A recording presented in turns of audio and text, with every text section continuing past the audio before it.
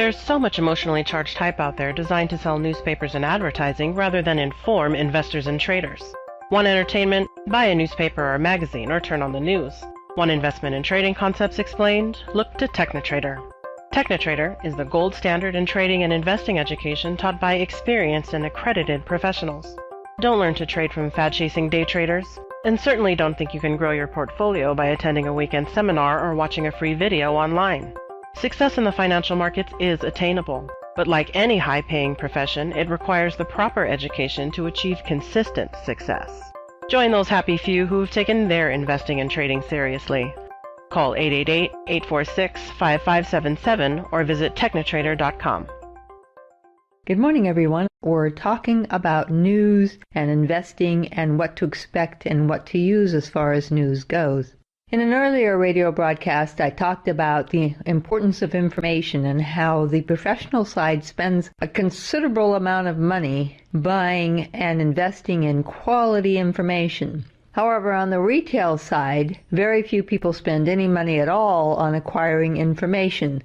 They expect information about investing and trading to come to them for free. And the value of information in the stock market or any of the financial markets is truly based on how much it costs you. The less it costs you, the less valuable or useful that information truly is. The institutions spend a considerable amount of money finding out how companies are performing. They have analysts go out and visit the company, talk to the CEO, talk to the CFO, and make a judgment call on what is going on with the company by being able to do what I call a walk around and really study what the company is doing and how it's performing, looking at the employees, seeing how the officers are performing and the new products, what's going on, how they're marketing and so on. They can really judge the growth of a company and whether it's being well managed or not. Especially the giant funds who have an army of people on staff to do this kind of analysis and fundamental research. You do not have that asset at hand. You can't go to every company that you're going to invest in and sit down with the CEO. First of all, they wouldn't give you the time of day because you're not a big investor.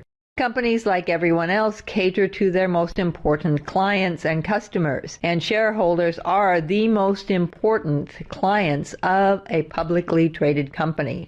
Make no mistake, the companies that are publicly traded are more concerned with making their shareholders happy than they are their own customers. Their first number one priority clients are the shareholders, and they want to do everything in their power to acquire more shareholders and to keep building their stock value up and up. The value of their stock is critically important to the success of the company, and they go all overboard to make sure that they have the best posture in front of the giant institutions that they possibly can. But they also do not lie, because if they do not come in meeting their expectations or exceeding their expectations for what's going to happen quarter to quarter, the institutions will slam their stock down. So it's very important to understand that information, the less money you spend on it, the least value it has. So if everything you do in investing or trading is free, if you don't spend any time or money, in particular, any kind of money on it, if you expect everything to come to you for free, then the information you're getting is not worth much at all. Most of the time, the information that you receive via the internet or in the news broadcasts is old information that has already been factored into the stock price. There's an old saying that the stock price or the stock chart discloses the true value of the stock, that whatever that price is what the investors feel it should be at that given time. That's relevant to who understands what information when. Different levels of market participants. There are 9 market participants now. There used to be, when Dow wrote his theory, 3. The big banks, the average investors, and the uninformed is what he called them. Now there are 9 levels because of the internet, because of online stockbrokers, because of high-frequency traders, dark pools, and so on. There are 9 distinct market participant groups. Each group gets their information at a different time. Each pays a different amount for that information, and that information is extremely valuable when it is a very high-priced information that comes directly from the company or directly from reliable sources to the institutions. So the institutions know more than you, not because they have insider information, but because they are willing to pay for information to get the best and most current information, while most average investors and retail traders feel that the information should come to them for free. So the information you get for free is basically worthless. That's going to be a real hard pill for most of you to swallow, because you want to believe that the stock market and everybody that works in the stock market is there just for you. Everybody is there to try to help you become wealthy, and that's just not true. They're there to make their company grow. And most of the businesses that are in the stock market or that are market makers or investment banks, big institutions, they're all mostly publicly traded companies or very large companies that are also concerned about their investors who have invested them on the private side. So they spend a lot of money on information, and they get the best information because they're willing to put the dollar down to get it. And that's something that is extremely hard for the retail side and small investors to accept. And that's something you need to accept. If you get free information, it's not worth much. If you pay for the information, if you work to get some of that information, then you will get a better rate of information. Anything that's out there on the internet that's free, that you have access to, that doesn't cost you anything, is not worth much because it's old information, it's outdated information, or it's information that the institutions already know and have already dismissed and factored into whether they're going to buy more stock, or rotate out, or accumulate a little bit more, and so on. So they've already factored all of that in. By the time you get there and you see that information, it's already adjusted into the price. You may think, oh boy, that stock's going to go up, I'm going to buy that stock, and of course then it plummets, and then you think the market's evil and awful and against you. And it's simply because you're using old information. So, just like anything, the more you have as far as information that's quality, the better off your stock purchase decisions are going to be. People don't make bad decisions deliberately. They make decisions based on the information that they have at hand. And the sad fact is that most investors and most retail traders do not have adequate information to make the right decisions. They make decisions based on inadequate information, outdated information, unreliable information, myths, hypes, gurus' recommendations, and so on and so forth. Someone's recommending a stock, they're going to be selling it. And that's something you need to buckle down and accept. You need to know beforehand, before things move. News comes to you on the television, it comes through the radio, it comes through the internet, it comes through financial market websites like Bloomberg's or NASDAQ or CNN Money or CBS or CNBC, all kinds of different avenues of information. There's so much information out there that it's very easy to get information overload. And it's often extremely difficult to determine whether the information you're receiving is actually current, relevant, and reliable. A lot of information that you read, a lot of things that you read, articles, commentary, news events, news reports, and so on, is neither reliable, current, or relevant. And that is something that you need to understand. Just because a website says, oh, the investors are feeling this way, so the stock market is doing that, is not necessarily relevant or reliable or accurate. A lot of times all they're trying to do is find something to pin the blame on for the direction the stock is taking. If the stock market's going up, then they're going to find something that's going on that would explain why stocks are going up. If the stocks are going down, they're going to look for something that they can explain away why the stocks are moving down. These reporters generally don't have a lot of information, don't have a lot of knowledge, and nobody is monitoring their information to make sure it's accurate. I find mistakes and inaccurate statements constantly in the news that is available on the website.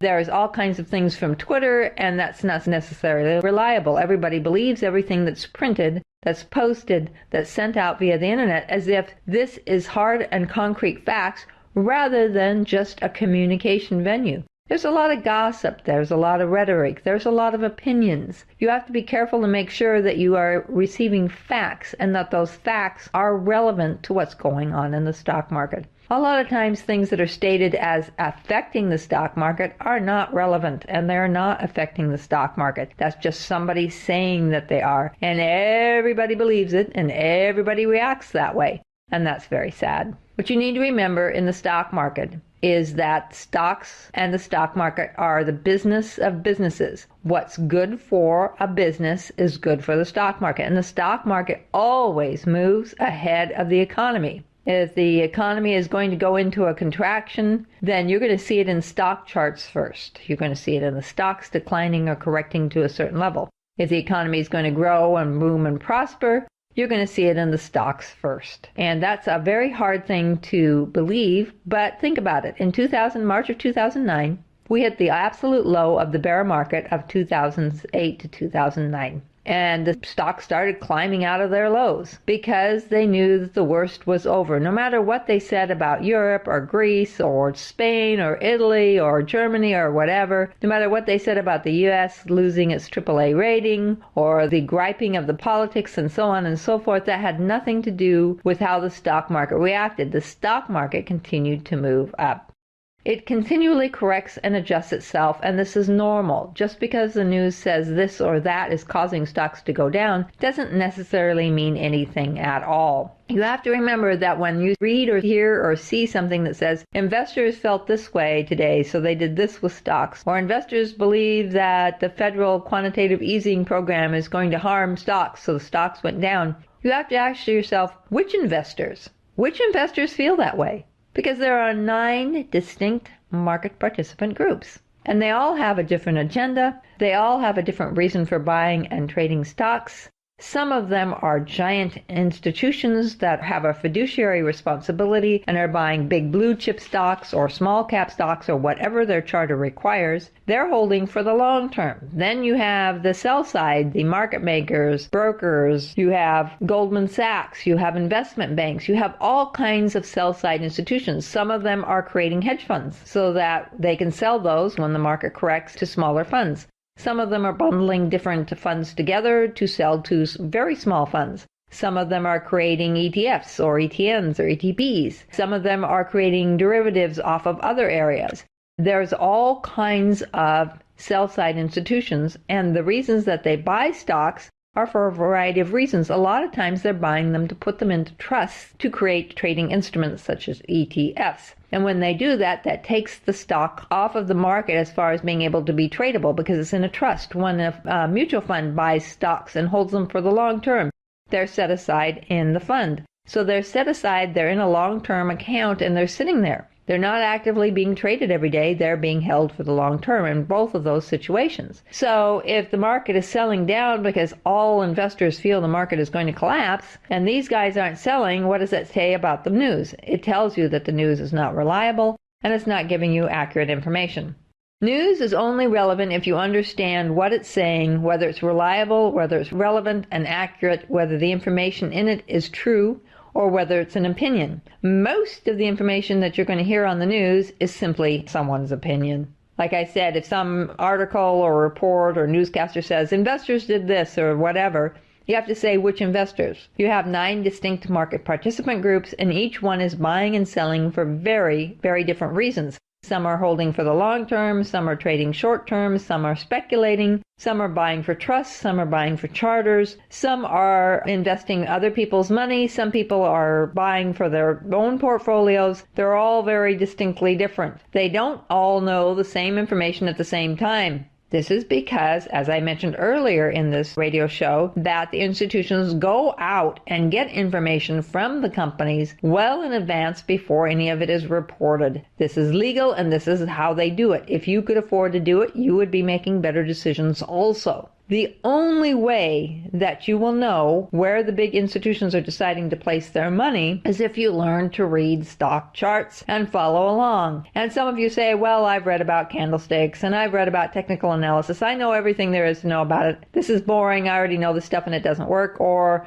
I'm already doing it. The fact is that the market has changed more in the past 10 years than it had in the past 100 years. And what you see in the candlestick books is not relevant necessarily to what's going on in candlesticks on the charts right now. You have to learn the new candlestick formation patterns, and you have to understand the new technical patterns that are forming. I did a couple of articles that talked about the new technical patterns as far as topping patterns and why these patterns are very different than what you read in technical books. Head and shoulder patterns are very common to people who study technical analysis. They're in all the older books. They've been written about for many decades, and they no longer form as they once did. There's major deviations in those patterns. A lot of times the right shoulder just doesn't form at all. It just simply collapses. A lot of times the heads are not as severe as they used to be. Sometimes it looks like a head and shoulders pattern and it isn't one at all because it doesn't follow the rules of the head and shoulders pattern in the technical analysis books. There's very strict, rigid rules that were written down and established that created a head and shoulders. And so you make mistakes and you lose money because you're not really focused and you're not really checking and studying carefully to understand what those technical patterns truly are. Technical analysis is the study of the graphical form of what's going on in the stock market. It reveals which market participants are doing what information they know, why they're doing it in some instances, because we know a lot about the different market participant groups. With news and information, you have to be extraordinarily careful if you're trying to trade or invest based simply on things that you hear or read, rather than studying the technical patterns, because you will find that the technical patterns absolutely go in opposition a lot of times to what's said on the news or the information that you have available on the internet. You have to be extraordinarily careful with what you read on the internet because no one is monitoring it. The internet is the wild, wild west. Anybody can post anything, say anything, write anything, do anything they want without any substantive empirical evidence. As a psychotheorist, one of the things that we have to have as theorists to prove things is empirical evidence. There has to be undeniable evidence to prove any theory. And a lot of times what you'll find on the internet is not proven, is not even tested or evaluated properly, and so the information is not worth anything. You have to be very careful. It's so easy to want to believe everything you read, and yet this is exactly why so many investors and retail traders lose money in the stock market rather than being like their counterparts. The professional side is always making money because they're taking the time to get the right information, to check and verify the information, make sure it's accurate, and they're not believing anybody who simply posts whatever they darn well want. You have to be careful. You can't assume that just because somebody writes an article that that person knows what he's talking about or she knows what she's talking about. And that's the problem, is that investors and retail traders often just see something or read something and assume it's true.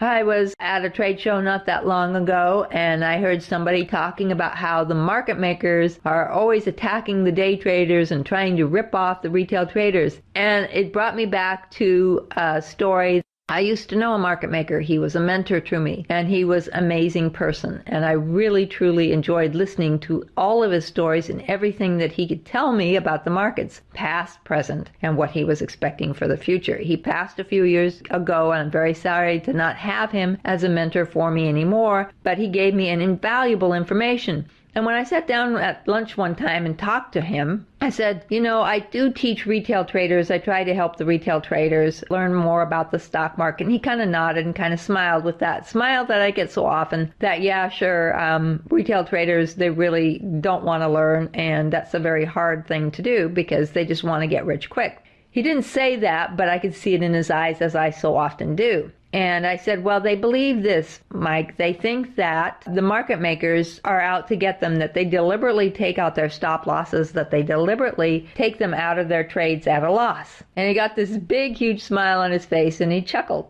And he said, well, that's the problem. He says, the retail traders view themselves as a very big part of the market. He says, I'm not going to be wasting my time with a 100-share lot or a 1,000-share lot and trying to find if somebody's out there that's put a stop loss in and go around and take them out. He says, I have far bigger opportunities out there, and I'm trying to make a market. My job, my role, is to make a market. In other words, if an order cannot be filled because you wish to buy stock and no one is offering stock for sale, he will sell it to you. And he has to do so in the National Best Bid Offer framework. He can't just arbitrarily put a price tag on it. He has to do so within the framework of the rules and regulations guiding the National Best Bid Offer situation. And if you want to sell your stock and nobody wants to buy it, he would step in and purchase your stock. Oftentimes, market makers are in a losing position when they make a market, and they make their money back later on because they're continually trading intraday on a short-term trend, and they can do so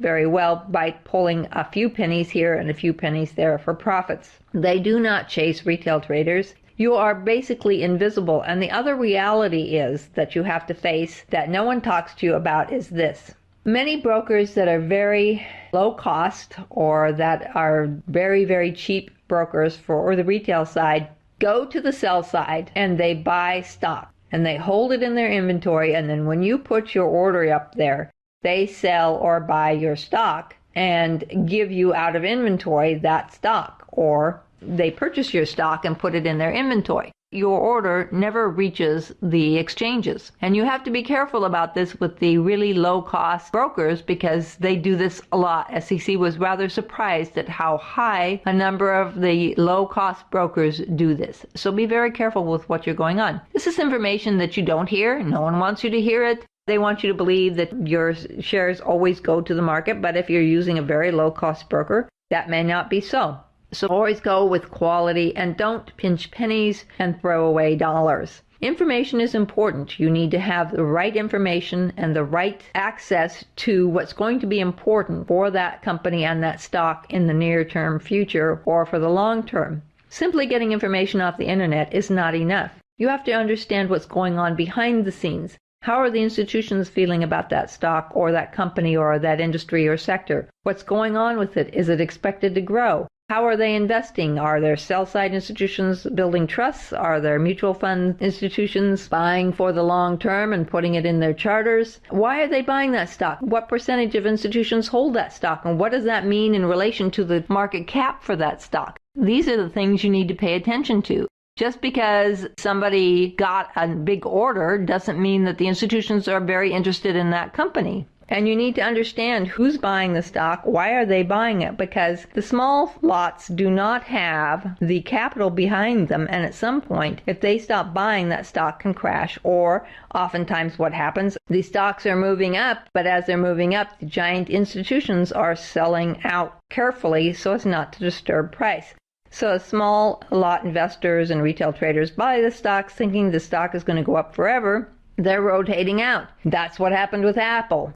Apple was going up because smaller lots, small investors, retail traders were buying it thinking it was going to go to $1,000. Meanwhile, the institutions were rotating quietly out of it because they knew that it was the end of its product cycle and it was going to collapse, and it collapsed hugely.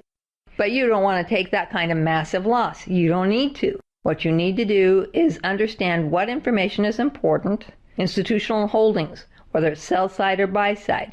How much do they hold? Are they accumulating or are they distributing? What does their stock chart look like? How far has it gone? Has it doubled and tripled? Is it at a new top? Is it at a yearly high resistance? Is it forming a bottom? What's going on with it? You need to understand these things rather than just watch TV, listen to some famous guru, and think that that person is there to help you. They're not. They're there to sell advertising. And that's a hard pill to swallow. Most of the retail side, whether you're a long-term investor or a position trader or a short-term trader, all want to believe that whatever you see and hear is just for you. It's to sell something. Again, information in the stock market or any financial market is very expensive if it's worth anything at all. Anything that you can get for free has no value. Sure, stocks may climb up for a little while, but then they'll collapse. And you don't want to be in those stocks losing money. You have to be extremely careful and understand what you're doing. So as you look at news or read articles on the internet, make sure that you say to yourself, is this an opinion or are there facts here? Are the facts accurate? How can I determine whether the facts are accurate? What do I not know? Who is investing in the stock? Who is not investing in the stock? Which of the market participant groups are active in the stock and which are not? This tells you a lot about what price will do next and whether you can buy the stock as a long-term investment or maybe short-term trade it. It's okay to short-term trade with the retail crowd, but you have to be aware that at any point their buying power can suddenly evaporate and the stock will collapse. In order for a stock to move up, there has to be more and more and more people wanting to buy it. A stock can fall, however, simply because nobody's buying it. And that's one of the big, huge differences between the buy side and sell side of the market, and you need to understand this. What you read in the news every day is so unreliable, irrelevant, and inaccurate that you really need to be careful following it and using it for investing or trading decisions. It's there, but it's just a lot of gossip, a lot of opinions, and a lot of explanations with no substantial empirical evidence to prove that it has anything to do with why stocks are moving one way or another. A lot of people hesitate and they wait and they postpone and they're not sure. The fact is the market moves up long before the economy is booming, and you need to really think about where you are financially. There is nothing that will give you more confidence and more sense of self-worth than being financially secure. There's nothing like knowing that you can take care of yourself and your family and your loved ones no matter what happens. Illness, injury, losing a job, having to move, catastrophic event, a hurricane, whatever. If you have financial security, no matter what happens in your life, you can take care of yourself and your loved ones. And that's an amazing feeling that most people do not have. Most people spend most of their lives worrying constantly about money. The difference between the wealthy and the average person is that the wealthy never worry about money. They use it to their advantage, and you need to use it also. You need to learn how to invest properly. You need to learn how to invest with the giant institutions rather than constantly buying as they're rotating out. You need to learn perhaps to short-term trade. There's position trading or swing trading. And all of these things can give you a huge advantage as far as monthly income or more income to invest in other areas. Remember that the market is about supply and demand. It's also about information. The more valuable the information, the higher it costs. Information that has no value at all is free. And so if all your information you receive is free, then it's not worth much at all. Visit our website. My goal in our retirement is for me to help you become more successful. So if you decide that you like my training, then you can consider one of our courses. Once you get involved in our courses, then you will see there's a whole new world out there that you never even possibly imagined existed, and you will begin to look at the stock market and investing and trading in a completely different way than you've ever have before. Be very careful just using internet articles and news websites, because the information is not there to inform you. It's there to create emotion, to sell advertising. I'm Martha Stokes. Until next week, invest and trade with knowledge. There's so much emotionally charged hype out there designed to sell newspapers and advertising rather than inform investors and traders. Want entertainment? Buy a newspaper or magazine or turn on the news. Want investment and trading concepts explained? Look to TechniTrader. TechniTrader is the gold standard in trading and investing education taught by experienced and accredited professionals. Don't learn to trade from fad-chasing day traders, and certainly don't think you can grow your portfolio by attending a weekend seminar or watching a free video online. Success in the financial markets is attainable, but like any high-paying profession, it requires the proper education to achieve consistent success. Join those happy few who've taken their investing and trading seriously. Call 888-846-5577 or visit technitrader.com.